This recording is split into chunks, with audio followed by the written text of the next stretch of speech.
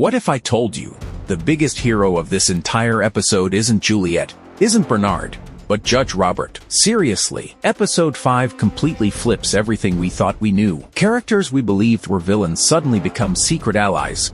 Forgotten memories turn into the key to saving an entire civilization, and the ending might have just revealed the true origin of the algorithm that's been controlling every silo all along. Welcome back to your nerdy show. I'm your host, Spoiler Master. So let's break down everything that happened, because this episode is absolutely packed with hidden details.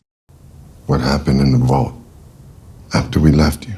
Robert was never the villain we thought he was. The episode opens by taking us back to the rebellion, where Shirley, Knox, Hank, Teddy, and Paul are desperately trying to save Juliette after she returns from outside. Since opening the airlock would let poisonous air inside the silo, they have to improvise an incredibly risky rescue using stretchers, ropes, and a pulley system. It's a tense sequence that reminds us just how much everyone has sacrificed just to keep Juliette alive. Back in the present, Juliette asks Bernard one simple question. How did the entire silo believe Bernard was dead? That's when Robert finally reveals the truth, and honestly, it's one of the smartest plans anyone has pulled off in this entire series. Another flashback takes us back to the rebellion, where the mysterious algorithm orders Robert to leave the vault with Anthony while Camille stays behind. At that moment, Robert finally discovers the horrifying truth. The vault isn't simply a room full of computers. It's controlled by a sentient AI that has been quietly making decisions for the entire silo. Imagine discovering that your entire government has secretly been run by artificial intelligence for decades. That's basically what Robert experiences here. Then Camille delivers even worse news.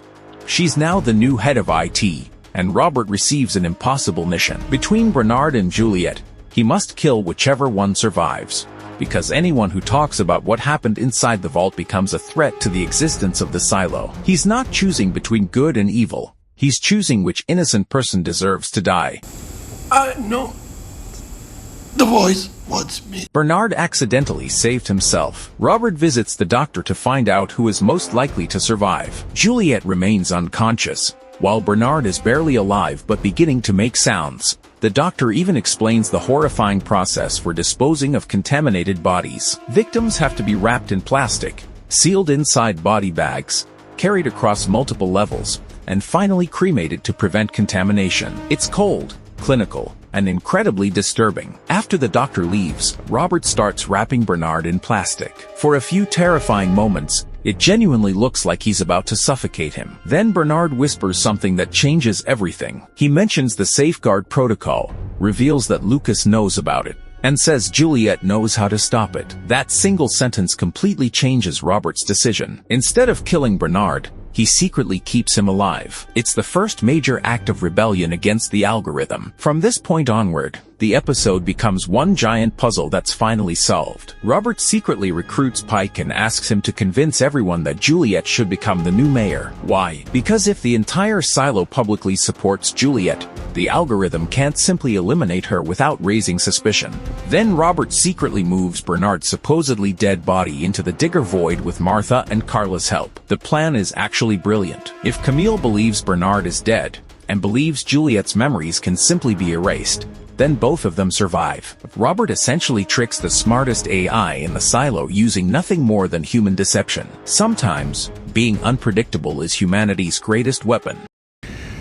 She doesn't remember what she saw in Silo 7. Bernard finally reveals the truth about the other silos. While Bernard slowly recovers, he begins revealing secrets that nobody else knows. There aren't just 1 or 2 silos. There are 50 more. That revelation instantly changes the scale of the story. Suddenly, the world feels much bigger than we ever imagined. Martha naturally asks why none of the silos communicate with each other. Bernard explains they're simply listening on the wrong radio frequency. That's such a clever detail because sometimes the truth isn't hidden behind giant walls. You're just tuning into the wrong channel. Using Bernard's instructions, Martha builds a radio capable of listening to the other silos. But Bernard immediately warns them not to use it too often, because Silo 1 monitors every active frequency. If they detect unauthorized communication, they could remotely activate the safeguard protocol. Suddenly, that radio isn't just a communication device, it's a ticking time bomb.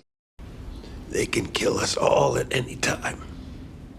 The real reason relics were always illegal. One of Season 1's biggest mysteries finally gets answered. Why were relics always banned? Why was everyone obsessed with confiscating old-world objects? The answer has nothing to do with history. It has everything to do with memory. Bernard explains that the memory suppression drugs only work if people stay away from physical reminders of their past. Objects trigger memories. A watch, a toy, a badge, even a simple PEZ dispenser can remind someone who they really are. Think about smelling a meal from your childhood after 20 years. Suddenly memories come rushing back without warning. That's exactly how relics work inside the silo. And just like that, every strange law from the earlier seasons finally makes perfect sense.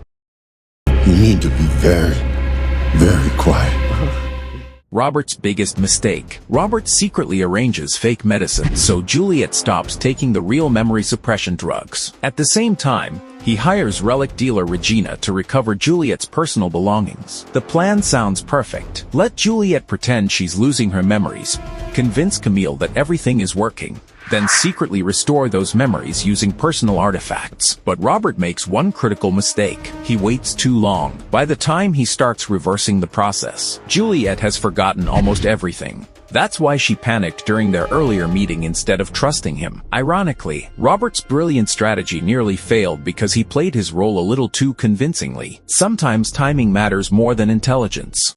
These things are, and I recognize them, I just don't.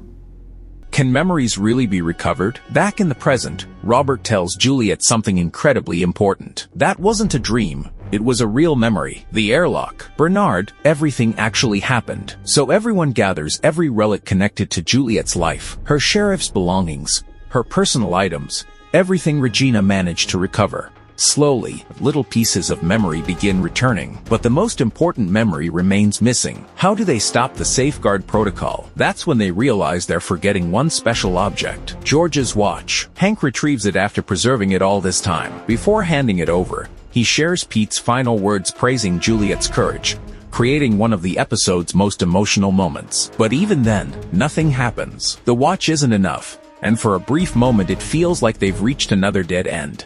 Supply contains things that were loaded in here when the silo... Carla learns the silo is running out of time. Meanwhile, another storyline quietly becomes just as terrifying. Carla finally explains what's happening inside Critical Supply. Some of the equipment keeping the silo alive has existed since the day it was built, and once those supplies run out, there are no replacements. Even worse, someone has been stealing the grow lights needed to produce food. Without those lights, the silo could face starvation within just 2 years. Imagine living inside a sealed spaceship where every machine is essential, and once one breaks, there's nowhere to buy another. That's exactly what the silo has become. It's not just a city underground, it's a giant survival machine that's slowly running out of parts. Suddenly, time itself becomes the enemy. The PEZ dispenser. As Robert escorts Juliette back upstairs, he suddenly hands her one final relic, George's PEZ dispenser. The moment she touches it, everything clicks into place. The missing memory finally returns. She remembers Solo. She remembers the poison delivery system. And most importantly, she remembers exactly where it's located. Level 14, right inside Judicial Headquarters. That's the breakthrough everyone has been waiting for. Now they finally know where the poison enters the silo, meaning they might actually have a chance to stop the safeguard protocol before it wipes everyone out. Unfortunately, Robert then walks directly toward Camille, and judging from the look she gives him, she knows something is wrong. The question is, how much does she already know?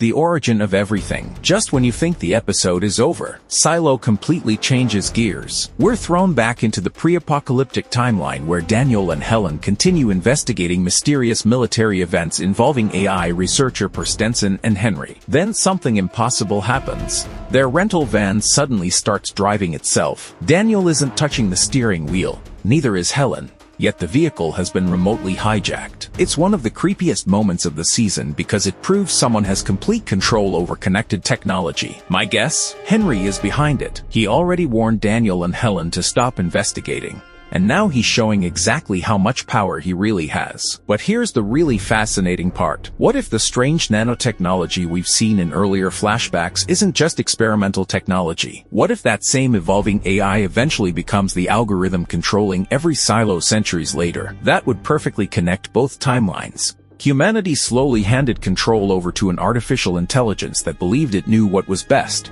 and once that happened, there was no turning back. Our nerdy thoughts. Overall, Episode 5 isn't really about action. It's about revelation. Robert transforms from one of the show's most suspicious characters into one of its greatest heroes. Bernard finally reveals the larger world beyond the silo. Juliette recovers the crucial memory that could save everyone.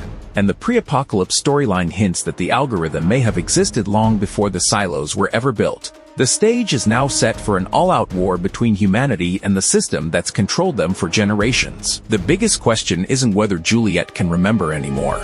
It's whether she'll reach level 14 before the algorithm realizes exactly what she's planning. And honestly, I can't wait to see what happens next. If you enjoyed this breakdown, let me know your biggest theory down in the comments. Do you think Henry created the algorithm? Or is there an even bigger mastermind behind everything? If you enjoyed the video, don't forget to like, subscribe, and I'll see you in the next breakdown. No, what the heck, I'll laugh anyway.